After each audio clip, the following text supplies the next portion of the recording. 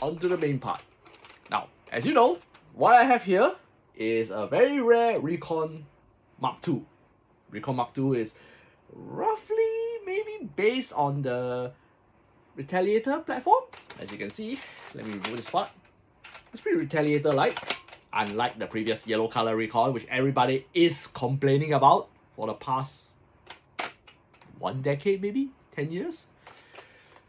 The plastic is definitely sturdier by a lot, and as you can see, I did some mini jobs on it.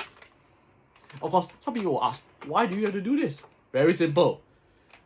This knob corner here, every time you charge the spring once, this part you hit and it hurts. So I decided to use this.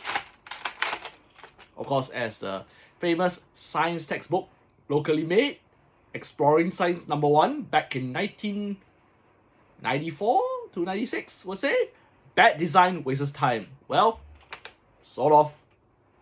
It is. But I'm undeterred, so I went around it, so I did this. Doesn't hit my hand anymore. Then the next part. The catch here apparently is slanted slightly.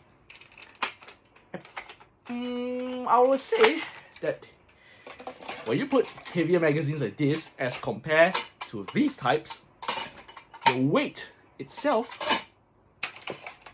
will cause it to fall off unexpectedly. It actually slips off. So what I did is I switched it with a wrecked Retaliator catch. As you can see, it's far more sturdier.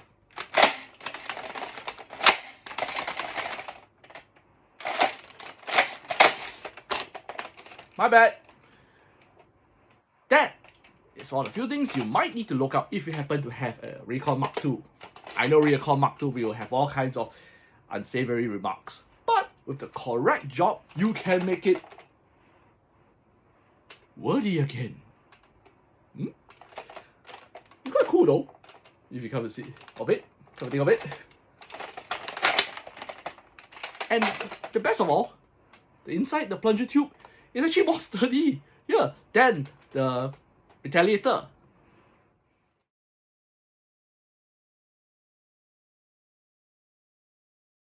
This is my next part. This is actually a Retaliator that was broke. I mean, the insides are broke totally. But I managed to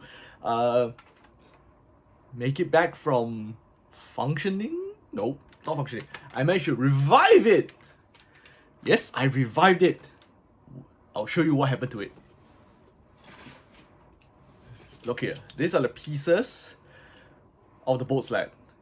It's broken from many years of play. But with the correct application of spare parts, I made it functional again. This time it fires short darts, or rather some people call it Stephans. So don't junk your blaster. You might be able to restore it back to functioning condition and have it play again instead of just junking it. After all, nowadays times are hard. Things are hard to come by because of supply disruptions and of course the current COVID-19, or some people call it the plague of the century, whichever. I'm not up for debate for such things, but I can only tell you, remember, endure, endure, endure. We shall endure and we will pull through.